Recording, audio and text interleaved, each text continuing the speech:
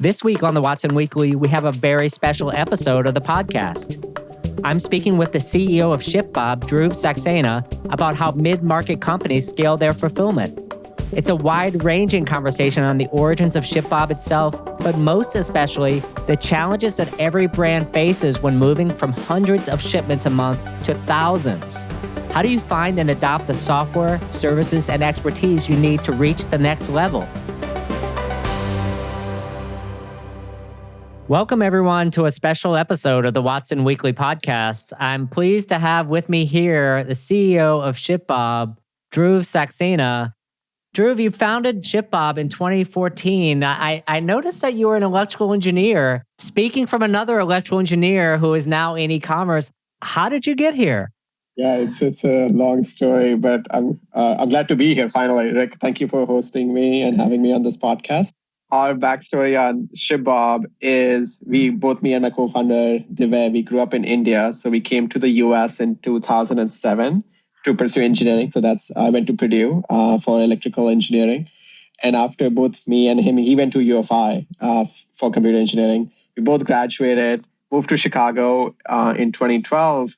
And I'm working as a software engineer at a startup in Chicago. And on nights and weekends, as all good engineers do, which I'm sure you were part of too, we had a lot of different businesses on for our nights and weekends. And one of those businesses was in e-commerce effectively. And being engineers, we were able to automate all of the steps in that e-commerce operations, except this part around shipping and logistics. Mm-hmm. And so, that became, and so we made a bunch of calls. I'm sure we'll get into this. We were trying to not have to handle all of the shipping, all of the inventory management, all of that essential stuff for running the e-commerce business. And we made a bunch of calls to existing solution providers in the space called 3PLs, third-party logistic providers. Uh-huh. None of the 3PLs wanted to work with us because we were too small for them. And so that became... When you say too small, how small were you at the time? Oh, we were doing maybe like 400 orders a month, maybe in that ballpark. 400 a good month, maybe like 600 to 1,000. Got it. And so 400 orders a month, these 3PLs don't want to work with you. What did you find at the time? What was the cutoff threshold? Oh, I think at that time, 2014, the cutoff, we would have to grow at least 10x larger. Wow. In that 10,000, maybe 20,000 orders a month for us to be considered interesting for the 3PL sales reps to pick up the phone and engage with us because I think there's a lot of, and there is no fault, like the incumbents, the way it was designed is because most 3PLs have these massive fixed cost investments they've made. And so it makes sense for them to amortize those fixed costs with scale of package volume. And most of that scale on package volume comes from the largest of the largest shippers. And so, it would be so much harder for them to onboard 1,000 small brands versus one very large brand and generate the same amount of outbound shipping volume. Right. And not to mention they have to pay for those expensive facilities, which is a big issue with a few orders a month. That's fascinating. ShipBob today, look, from 2014 to 2023, that's impressive for any company. Most startups don't survive a year. And so I'm sure your journey has been crazy. How large, whatever you're comfortable sharing, how large is ShipBob today and how fast is it growing? So we have, of course, been a beneficiary of the tailwinds on the broader SMB e-commerce space. And so without sharing a whole lot, we approximately would process anywhere from $4 to $5 billion of GMV through our platform. And year on year, this year has also been a pretty strong growth year for us. So we are up, close to 60-ish percentage points year on year. So continuing to see great momentum at our scale as the numbers get larger. Of course, it gets harder, but hey, e-commerce broadly, is doing well in pockets. And it's such a massive space. So we're continuing to grow. It's fascinating. Look, by any measure, 60% year over year is, I don't care who you are. Let's even use Shopify's number, something like 18, 20%. That's 3 times Shopify's growth. What do you attribute that to from a volume point of view? Are other people consolidating? Are they just not meeting their needs, or are other facilities shutting down, or what's happening? Yeah, so maybe a couple of factors. One, Shopify's base is just so much higher, and so for at that scale to grow at 20 to 25% for Shopify scale is very impressive. And so on the macro side, you can see, okay, Shopify continues to grow at 20 to 25%. Companies like ShipBob are much smaller than Shopify, so we are sort of growing into these big numbers. But I think maybe on the macro side, a couple of factors. And all of this growth for ShipBob is organic, so we haven't really consolidated or acquired any other companies in this space. And so one, I guess two factors. One is our existing merchants on our platform are growing on ShipBob, and so that helps our revenue growth as well. And so that's a function of us adding new capabilities, which allows them to sell into new channels. We introduced TikTok, for example. We introduced global, so that means as a brand, you can take advantage of ShipBob's global network, and have inventory closer to the end shopper. We've added a lot of new geographies in the US to help place our brand's inventory closer to the end shopper. So it allows them to reduce the transportation costs on ShipBob and use those savings to then redeploy to marketing and sales and then grow their customer base. That's part of our inventory placement program. And so for existing merchants, they have a great experience on ShipBob, and then as a result of their a great experience, they're able to either reduce their cost or their customer NPS goes up, and as a result, hopefully they have more repeat purchase and they grow. So that's on the existing merchant side. And then on the new merchant side as well, I think most of our brands, if they get started either doing it themselves, where they have their own warehouse, and or they were using a regional 3PL, they are doing the accounting on their side and say, hey, what are the ways for me to continue growing? And does it still make sense for me to operate my own warehouse or just use all of my warehousing from one location, or take advantage of a growing network through ShipBob and reduce my overall cost by having the inventory in the right locations? And so we are seeing a lot of brands sort of take advantage of our network and then come onto our platform. Gosh, I mean, that's fascinating. You make some good points, kind of going back to one of your original points about Shopify, a law of large numbers, which makes it, I think, all the more impressive, the growth of companies like Amazon and Shopify on that side. But I guess in terms of the 3PL side, it sounds like the two places people were coming from, and this kind of resonates, are people who are doing it themselves. They're shipping out of a local facility that they maybe leased, or they're using a 3PL kind of quote unquote in their neighborhood down the street, something they can touch and feel, especially if they're an entrepreneur. That's where like a lot of the SMBs come from. Where do you segment from someone who is an SMB into you getting the mid-market? How do you think about that transition? Is it a volume transition? Is it a channel capability transition? How would you mark like this is an SMB merchant versus this is a mid-market merchant? Yeah, great question. And so for us, those definitions are fluid, but generally speaking, an SMB would be defined as, less than, let's call it 10,000 or so shipments a month. And if you look at the profile of a SMB merchant, the number of sales channels are generally limited as well. It could be from their own web store and maybe on a couple of marketplaces like Amazon and Walmart. And their solution set is, their tech stack is also fairly defined, right? And in our space, Shopify is such a great solution for your web store. So that ends up being sort of the de facto standard. And then on the mid-market, it's, the entry point, I guess, is maybe higher, more than 10,000 shipments a month, but it's usually in the 40 to 50,000 shipments a month and then goes all the way up. The sky's the limit there. But, we have brands in the mid-market space who are maybe upwards of $200 to $400 million of annual GMV on their storefront and all of the sales channels combined, which are using ShipBob. So mid-market becomes a pretty large bucket. We don't do enterprise, which might be considered north of maybe $500, $600 million of GMV, where the requirements and stuff are very different, where you might benefit from doing contract logistics with the Geodis or the GXOs of the world. Right. No, that makes sense. And look, it seems like at some point you want to find someone to help you with that growth. The first thing you learn about as a brand is a 3PL. And I don't care how many people you talk to in the industry, 3PL is like a 4-letter word. Like everyone has a horror story with their 3PL. holding inventory. Why are people so distrustful of 3PLs as a rule? Over the last few years, I think things have gotten better, but I can generally get a sense because we were on the other side not that long ago, right? As a brand, especially on the SMB side, you have this limited amount of capital that you have deployed into buying this inventory. And now you have taken all of this capital and locked it into inventory and now send this inventory to this unknown place who you've probably never been to before. And now you have to rely and trust that this 3PL is going to take as good care of that inventory or your capital as you would have. And so that's a very high trust bar for a 3PL to clear. And then every negative interaction that you have with a 3PL sort of compounds, where you say, okay, this 3PL is not taking care of my inventory and not treating me the way I would have treated myself. And so maybe that's sort of the starting point, is because 3PLs are such an integral part for a brand's success.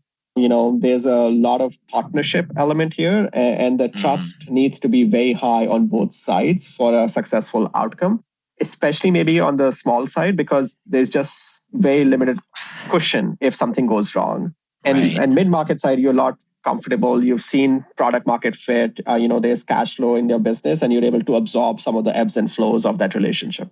Yeah, and look, I think your partnership comment is a super interesting one because this is not like a software business, and I think this is where a lot of people have gotten into the space, and you came from the brand side, which actually seems like it helped you because you understand the mindset of the SMB merchant, and then obviously ShipBob kept growing. You could treat the inventory like it's your own and in a sense kind of avoid the problem like, well, we're just going to outsource this. Somebody's going to handle it. We're going to sit in the middle. We're technology only. Having that operating experience seems like it was important to your development. Oh, yes. I think that is extremely critical, I guess, for twofold, right? And so when I started, right, why didn't most existing 3PLs want to work with the SMBs and generally also the mid-market is because the cost to onboard and the cost to service these brands is extremely high. And so for ShipBob to be successful, we had to do a bunch of things right. One, we had to figure out how do we enable the onboarding and the setup and the servicing for these SMB brands such that it still makes economic sense. And two, how can we make sure that for the actual operators inside the warehouses, they don't have to make all of the decisions themselves, because it would be incredibly hard for them to keep the directions right for brand A versus brand B, because we're going to have so many different brands warehoused in the same facility, which is very different when you are like a large enterprise player where that entire facility is just catering to your products only. And so for ShipBob, the first 5 years of our existence, and we're only 9 years old now, the first 5 years, all of the company management, including me and Dev, my co-founder, we were inside the warehouses. We operated our own 4 buildings as well. And all of the things around picking, stowing, packaging, labeling, transportation, all of those typical decisions that we were making ourselves to run the operations got codified in the software lens. So we started off from the operator's perspective and then built our software from the ground up, understanding the nuances of what operating a great fulfillment center looks like. And that is a very different way to build your business versus coming in from the software lens first and say, I will be sort of a marketplace in the middle, connecting the brands with the right 3PLs, which is some approach that Shopify took at some point as well, which did not effectively work out. And so I think a lot of folks forget that it is not a pure tech play. It requires a sort of a sum total of operational and software coming together to really make this work in this industry where the margin profile is very different compared to a pure software SaaS business. You bring up a couple of points, especially your last ones: operations, software, and margins. I mean, logistics is essentially a low margin business. I wanted to pause for a second. At RMW Commerce here, we recently released a report on what I call like a new, it's not a software category and it's not even a service category, but it's a set of software and services that I believe fit in this new category of a service provider called Fulfillment Accelerator. And particularly for the mid-market, you've solved, to your point, like you've solved product market fit. you're not enterprise. And so enterprises have owned facilities, they have dialed in operations, they have huge marketing budgets. You don't have that in the mid-market. You're trying to like essentially firefight every day what breaks in your business. How can I expand to different channels? How can I make sure I have much staff each day? How can my marketing team and my logistics teams coordinate, which we haven't talked about yet, which like really no one seems to figure it out. Let's say you're in a lease or a local facility. What's the first thing that breaks if you're a merchant as you're growing? Yeah. And so if you're in your own building, I think the first couple of things that really start driving all of your firefighting exercise is one, labor management, which is today, it's a busy Monday. I have to staff up for all of the orders that I need to ship on time. And then a Friday is much slower than forecasted. So, but I still have all of this labor that I have planned for. And so your fixed costs on labor just start becoming a big portion of your mind share, and being able to manage the labor. And also you're growing, right? And so you have to constantly add and train and rehire employees in the fulfillment space. And so that becomes a pretty hard exercise.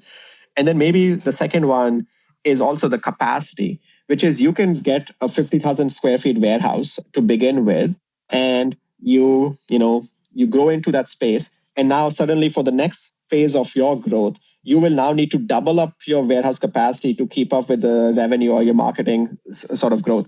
And so every time you're chasing capacity to grow, which means adding in more fixed costs to your business, and then your software infrastructure, your inventory management, your order management, your labeling software, all of those have to scale right alongside you, because the right solutions which work for a 50,000 square feet building don't really work for a 200,000 square feet building.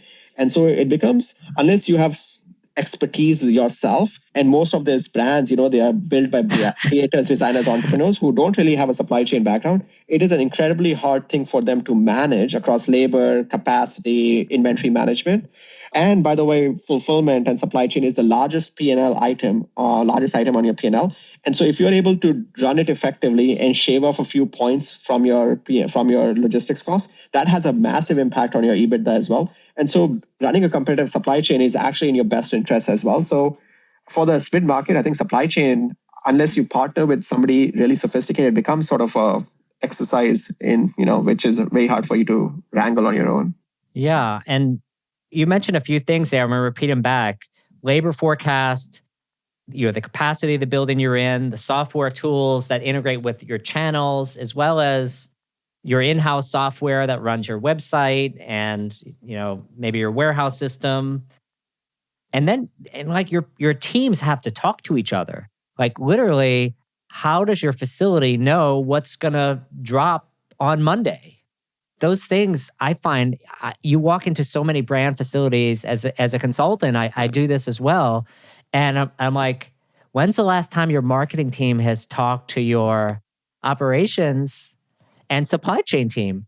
And the answer is never.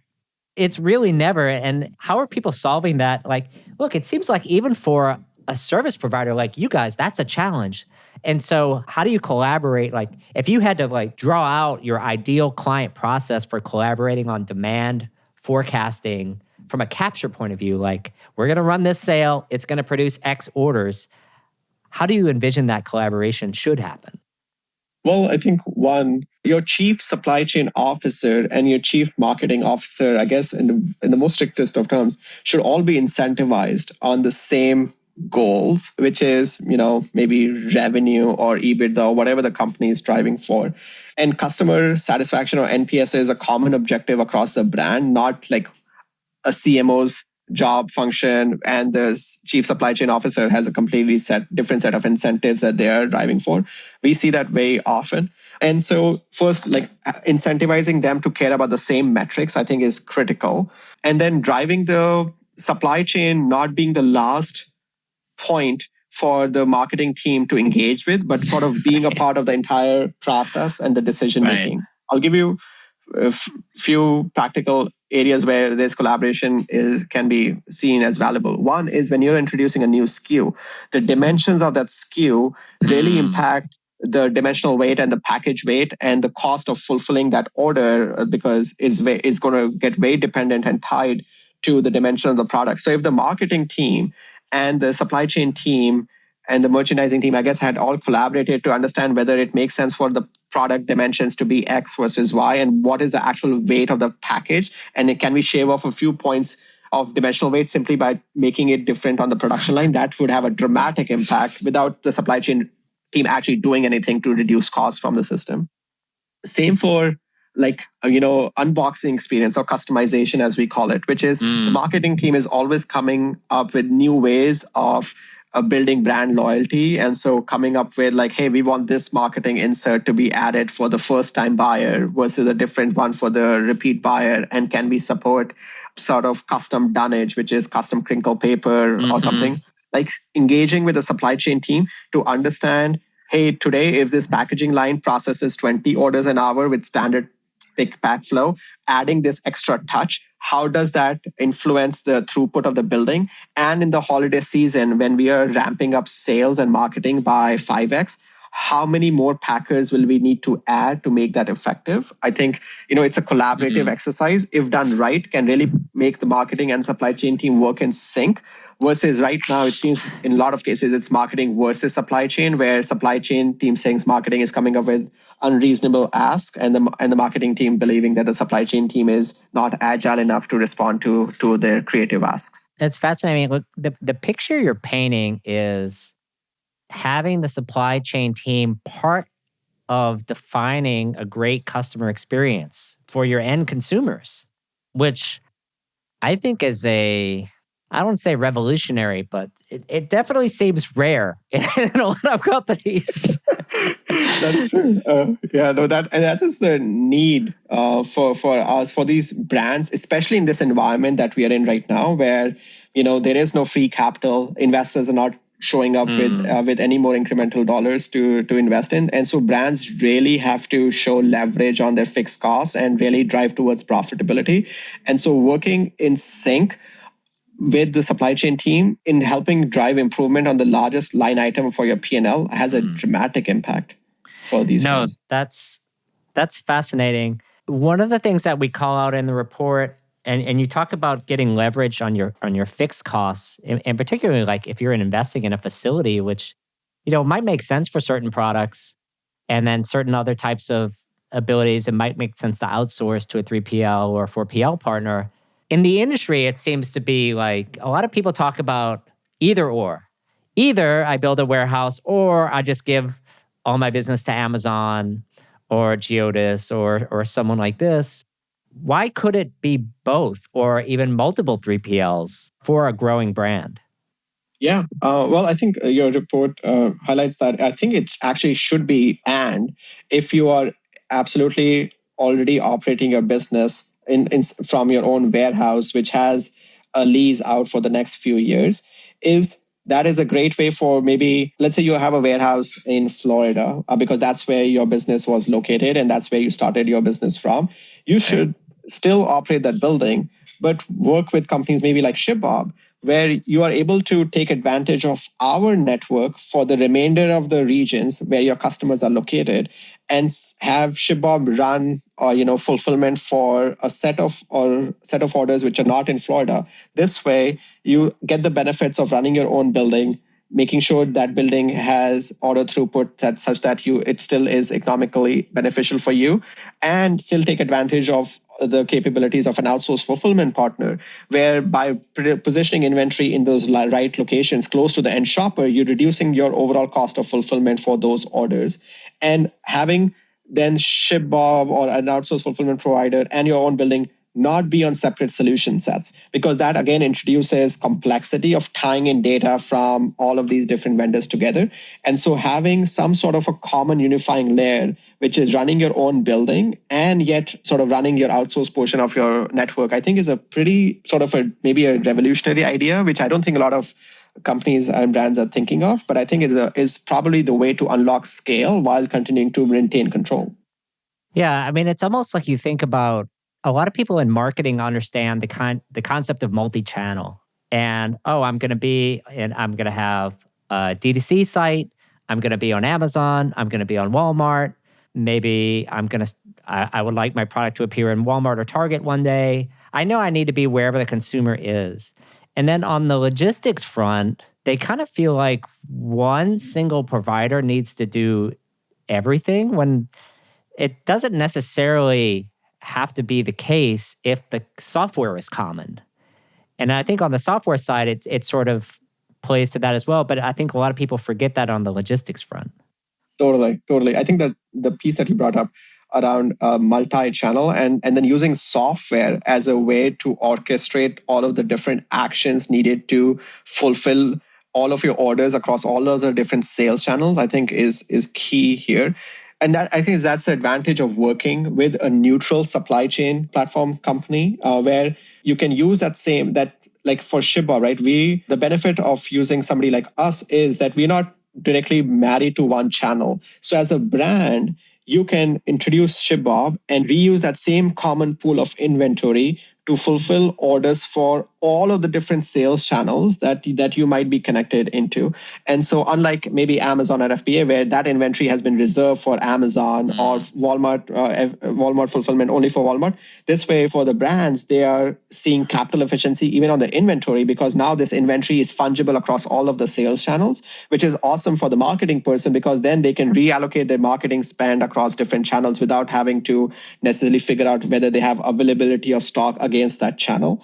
And you can retain inventory maybe for your wholesale or retail business, maybe in your own building if that's what you're good at, or vice versa. And so it allows you to have a lot of flexibility for your logistics and supply chain, which is traditionally considered sort of a fixed, where it's just hard to change a solution. Yeah, and you mentioned the software, and I want to keep pulling on this thread a little bit. I think a lot of people probably don't even know that ShipUp has its own WMS that's independent of the facilities. And even just what is a WMS? I think for a lot of brands in the audience, it's kind of a foreign concept, because you start a brand, you're not, again, like you said, you're not a warehouse expert. What do I have? I have my Shopify or BigCommerce or WooCommerce or whatever it is. And if I have inventory that's not in there, 100% it's in the Google Sheet. And your website is connected to ShipStation. And that's like 95% of the people out of the gate. But these systems are not meant to run 10,000 parcels a month, 50,000 parcels a month. Where does the advantage of a WMS come in? And if I'm a brand that doesn't know, like, what's a WMS? Why could it benefit me? How would you characterize that? Yeah, a good question. And so when we were on the brands, and if somebody had asked us, hey, why don't you use a WMS? We would have, what's a WMS? What's a WMS? Right? And so warehouse management software system, it is effectively a solution for you to manage all of your orders, manage all of your inventory, and provide instructions for your warehouse associates to perform the basic activities inside the fulfillment center. And so the setup you described, which is Shopify, Wix, Squarespace, whatever you're using in your storefront, connected into ShipStation, and then ShipStation effectively as a solution for my label generation. Mm-hmm. And so I sync all my orders, I hit print, and it prints 100 orders, 100 shipping labels, and 100 packing slips. I give it to my warehouse associate, and now they're responsible for going to the right location inside the warehouse to grab the inventory, put it in a box, and ship it, and print and stick the shipping label. And what happens is very quickly you lose count of how much inventory is actually in that shelf location, and because your Google Sheet is sort of operating in isolation, and so the picker, the warehouse associate, goes to that location, and now they're actually out of inventory. So now they don't know, or they have to call you to figure out where in the warehouse is the reserve inventory so that you can pull from that reserve inventory into this location. So that's like the inventory management as a function is completely missing in that solution set. Then on the labor side, you are printing all these packing slips on a piece of paper, right? And then you are grabbing the right items, and it works for the first 6 to 8 people inside the warehouse because they're really passionate and they get your product and they've been super well trained by you. But now as your business has grown, you are adding 2 or 3 new people every month, or you're losing people, so you're backfilling those roles. In the peak season, when your business explodes, you're bringing in seasonal labor who've never interacted with your brand before. And suddenly, in the absence of any sort of solution set, you're relying on these relatively undertrained employees to still be able to pick the right products, put them in the right box, and follow your manually set processes, sort of applying their own intuition on what is the right thing to do. And it becomes really hard for you to do that effectively at scale. And think of inventory management, think of labor management, think of all of the processes inside the warehouse, and imagine a great solution to coordinate all of those activities such that you as the brand operator don't have to get involved in every picker, every packer, every sort of activity inside the warehouse. That's effectively what a great WMS solution should be able to do for you. Got it. That's a great description. So I'm hearing essentially inventory management and labor management and visibility. I think a lot of people in the audience might say, like, well, my inventory is in my e-commerce software, but if that's true if you're a marketer, but not if you're a picker. You need to know where to go to get the item, and is it accurate when you get there? And you read stories about how Amazon manages its warehouse. All items for one SKU aren't on one shelf. They're randomized throughout the warehouse by design so that pickers don't interfere with each other and the robots can go to different locations. And you could never do that in a Google spreadsheet. No. And also the accuracy, right? Like Amazon does this random storage concept. Also, because to your point, like they don't want to rely on the picker to make the right decision. They want the picker to scan the item's barcode and let the system validate if the picker has picked the right item. But in a warehouse, your two SKUs might look very similar to an untrained set of eyes. And so your inability to not have to scan a barcode and validate whether the picker is actually picking a right product, I think impacts the inventory accuracy that you're hoping to be accurate on the storefront. Because now if you ship 10 incorrect items, the blues instead of the greens, you need to now reconcile on your inventory on your website to make sure now you reflect what you actually shipped out. And then if you got some returns back or return to senders, that inventory, again, has to be reconciled into your storefront. So unless there's a common source of truth on the inventory management layer, it would be very hard for your storefront inventory to be accurate. Right. No, that makes a lot of sense. And I think, a lot of these people, when you think about their inventory, the value of those solutions, I think becomes apparent once you make the mistakes and not before. Once you have a bunch of pickers sitting around wondering what to do next, that seems like a lot of challenges. For brands that might be in this middle layer, maybe they're shipping 5,000-6,000 parcels a month, units a month, and they're thinking about like, okay, there's this whole world that I don't know anything about. Now, I would love to like wrap up the show a little bit with like your advice for them, because you have all these things. You have channels, you have locations, you have global considerations, inventory management, labor management, software, service levels, KPIs. What is the philosophy that they should have in their mind as they navigate this new world? Yeah, good question. Well, one is to find the right partners, I think, to help manage the complexity of your growing business. And that the right partner could be a combination of, outsourcing portions of your fulfillment while continuing to run your own building, but figuring out the solution set to make that happen. So finding the right partner. Two, finding the right partner and asking the right questions around metrics, which are important to you as a business, such that you're not blindsided by anything after that decision has been made of choosing the right partner. So being very thoughtful in your consideration set. Maybe that would be another question. And third is then always sort of holding the partner, sort of building this as a sort of a partnership, really, instead of just being a solution set provider, where both you and the partner that you choose, if you choose to outsource, are both incentivized to make your business and brand successful. And so constant quarterly business reviews, making sure that the KPIs that you believe are important for your business are being held. You're holding your 3PL to that particular brand standard. I would think those are like would be the top 2 or 3 things I would think about. Yeah. And I think maybe being comfortable with letting go of all your inventory. I think that's maybe for the brand, and I know this as having operated a brand myself, is the hardest part. And so trust is an important element here. No, I mean, letting go. I said this was the last question, but I have to get in another one. You said asking the right questions about metrics. Is there any particular question that you think, if I'm a brand looking to evaluate many different software and service providers in the supply chain space, in addition to ShipBob, not to mention, what are a couple of questions about metrics that you would recommend being a former brand owner yourself? Metrics, again, might be a little tailored to your brand, but hey, very basic ones around, what are your throughput numbers? So in a building, how many orders are you shipping such that I can understand if I have, if I have my order volume is this, will this particular warehouse be able to handle my outbound volume? Some metrics around inbound accuracy. What are your processes if inventory does get lost or damaged? Because things like that happen all the time. So being very clear on what this 3PL or partners philosophy on those items is so that you can include that in when you're making a decision. And finally, maybe the most important one is, look, we are on the side of providing a service. Of course, we're going to answer these questions. Ask us for references. Ask us to provide you introductions to any 2 or 3 merchants that the 3PL feels comfortable with. And then asking that same or similar set of questions to those reference brands to get a better sense. Because I think to a large extent, supply chain is such an important element for a brand's success. Getting that decision right is very important. And there is no one size fits all. Yeah. And look, it's once you're with a provider, it's very transparent what's going on.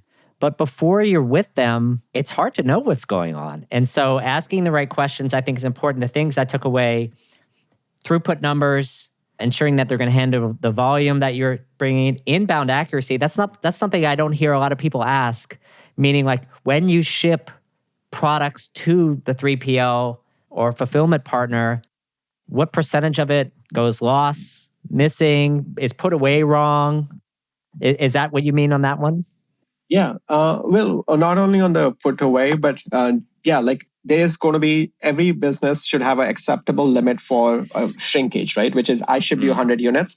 Best case scenario, all 100 units are sellable, but that is the ideal case scenario. There's a 2 to 3% shrinkage, which should be in your tolerance limits. So this way, if instead of the 100 units, actually at the end of the month, I could reconcile only to like 98 units, whether that is 98, whether that's 99 or whether that's 90 or whether that's 80, you will see a gamut of responses. So being clear on what that acceptable range is to be able to factor that in your forecast for the year.